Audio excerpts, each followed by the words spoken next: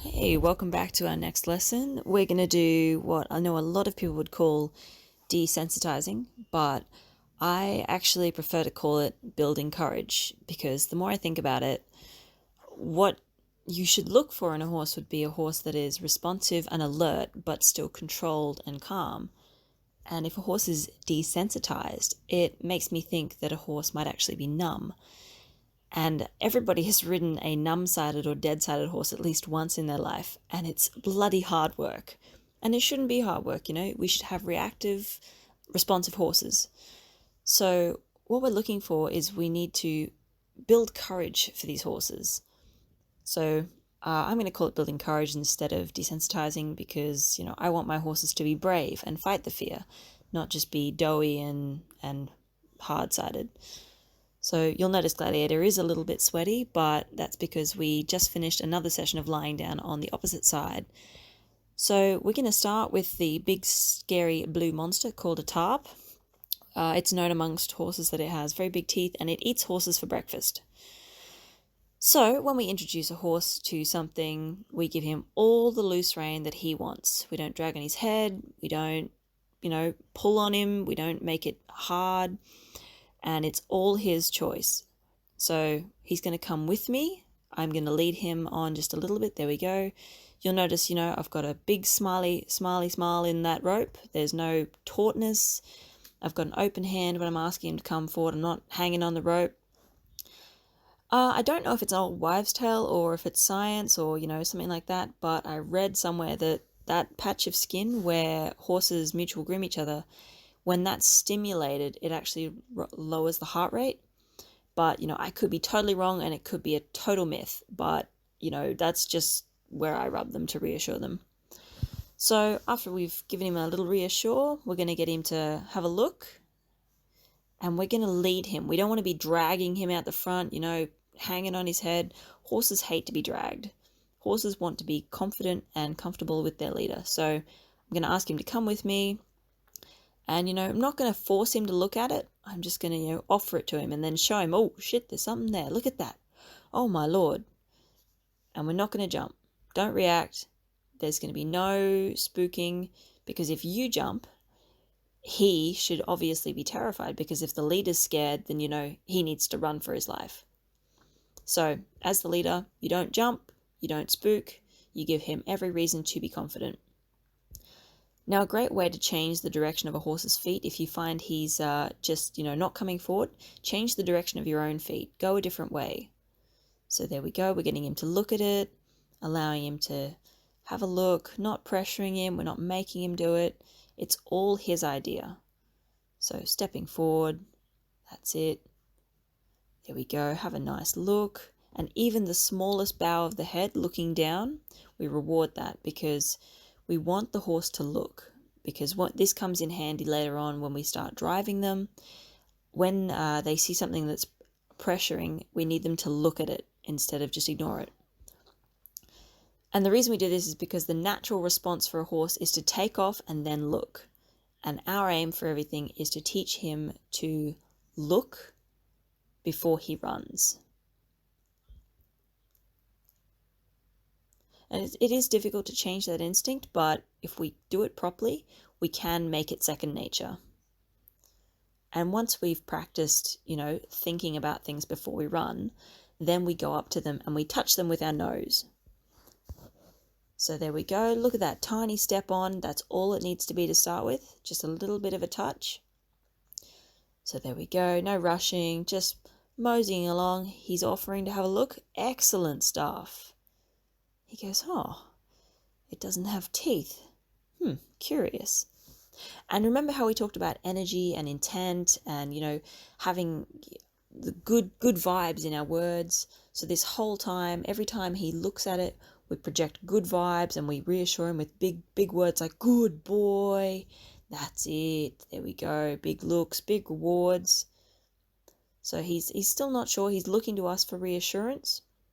And he's watching even the smallest movements of our feet. And he's kill it dead. That's what he's going to do. He's going to check it out with his feet, kill it dead, make sure it hasn't got any teeth. There we go. And this is his idea. So This is far easier for him to deal with than me trying to drag him over the top of a tarp, which he hasn't tested for himself. So what we're going to do is we'll pick it up now that he's assured himself that it doesn't have teeth. A great thing to do with this is to create a whole heap of noise, lots of thrashing, lots of noise, and get them to move towards it. And as soon as they take a confident step like that, straight away we get rid of the pressure. So we show him what he's looking at, show him that that's actually the supposedly scary object. And the way we said before in one of our first videos, don't be afraid to make noise, lots of energy, lots of big voice, and moving with courage and confidence. Horses feed off what they can feel and the energy around them. So already you can see he's far more confident. He's not got that big arch in his neck. He's not snorty. He hasn't got sharp eyes anymore. He's thinking, oh, this isn't so bad. You know, if the boss horse isn't concerned, maybe there's nothing to be worried about. And look at that, offering a really good look. And that's it. Making sure it's dead, that's all we can ask for. This is a great start.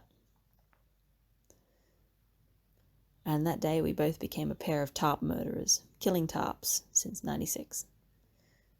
So now we'll ask him to walk up now that he's had a few taps and he's assured himself that it's not going to kill him. That's it, he's going to come with me. And nice and slow, even if we are moving slowly, we're moving with confidence. And you'll notice that even though he's, moving slowly and I'm still asking him all the time, I haven't got a tight rope. There's no continuous pressure. It's nice and loose. It's all offering him the way to go. So changing direction of the feet, that's the way. So moving forward because I'm the leader. Confidence. There we go. Very nice. And he wants to have another look? Go for it. You can have all the looks you want, Gladiator. That's it. Big reassurances.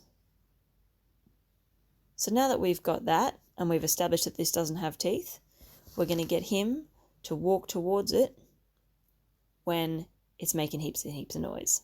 So we're making sure it's super, super not scary.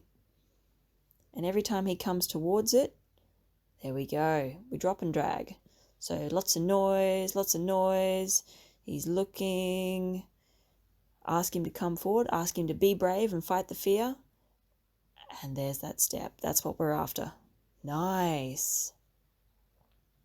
As soon as that step comes forward and, they look and they feel like they want to come towards it, remove all the pressure straight away. And soon it becomes an association that when I move towards the scary thing, it goes away, like we said before. So there it goes. And notice how he skidded there for a moment. He stepped back and put his head up and had a look. In those moments, don't stop pressure. Add even more. Get loud, get big, make lots of flapping. And then the second they come forward, release, because they need to work it out in their own heads. So, lots of noise, having a skidder. Come on, come forward, big fella, and drop it. Excellent. That's the way. And then show him, rub it on his nose, let him have a think about it. So even though these steps are slow and small, he's building his own confidence. It's all well and good that you're confident, but he needs to be so certain that he'll be safe, that he's feeding off your confidence and he becomes confident himself. So lots of looking, lots of big noise, big flapping. He has to come forward. I see you flinching, big horse. You got to step forward. It's not going to stop until you stop. Lots of noise. Change the direction of the feet. Keep going, keep going. There we go. And see that? 2 or 3 steps off it afterwards. That's the way. There we go.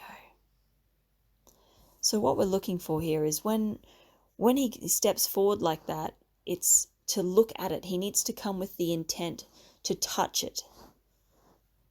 And the more we can focus on that, the easier it'll be when we're driving to focus on scary objects. So now he's coming forward with almost no issue at all, which is awesome.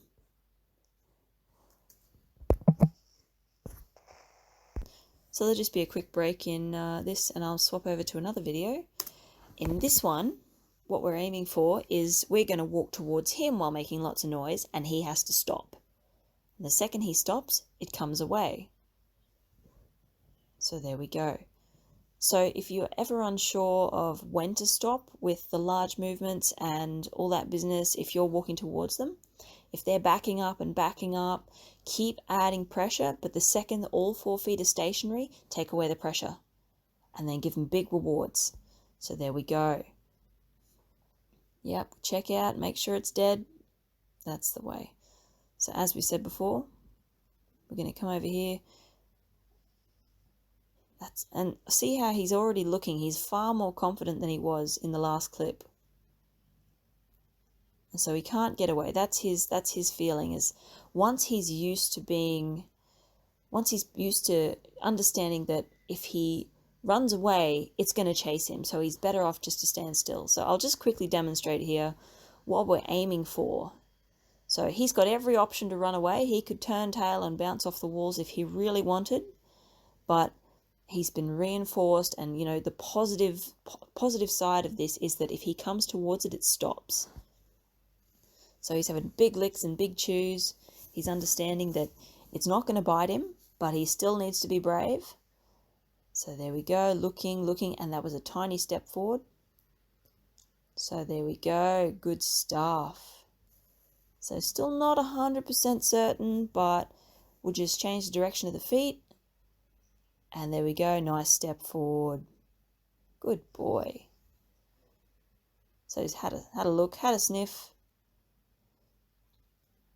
And once we've established that the item itself isn't dangerous and that coming forward is removing the pressure, or even being stationary removes the pressure, you could let them go like this and continue, but I prefer to have a bit of control over them, just so that if it does get out of hand, you can solve the problem. And this entire exercise, as we said, is about facing the fear. And it's not desensitizing. They're not desensitized to this at all. They're not numb. They're now so aware and so acutely aware of what's going on that they actively choose to come forward and deal with it. And this is pretty average. This kind of spooking, this is pretty mediocre.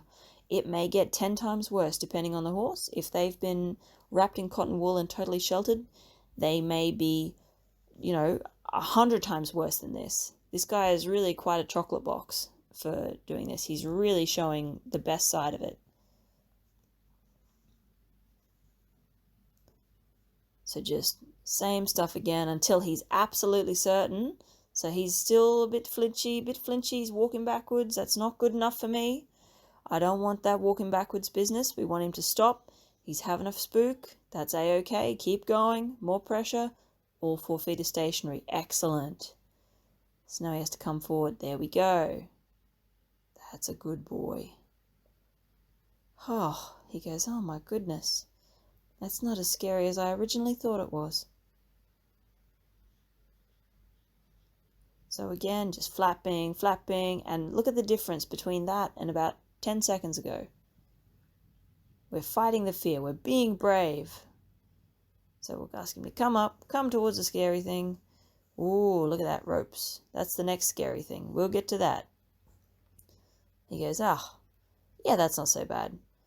So once again, we'll harken back to the first part of the lesson, just walking over the top.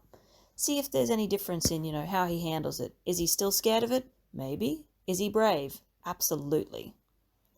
So not a care in the world with that. He's still looking at it. That's fine. He's being very, very brave for a young horse. There we go. Look at that. Not even concerned. Might even kill it a little bit more just to make sure. So that is excellent. And that is how we build courage in a young horse.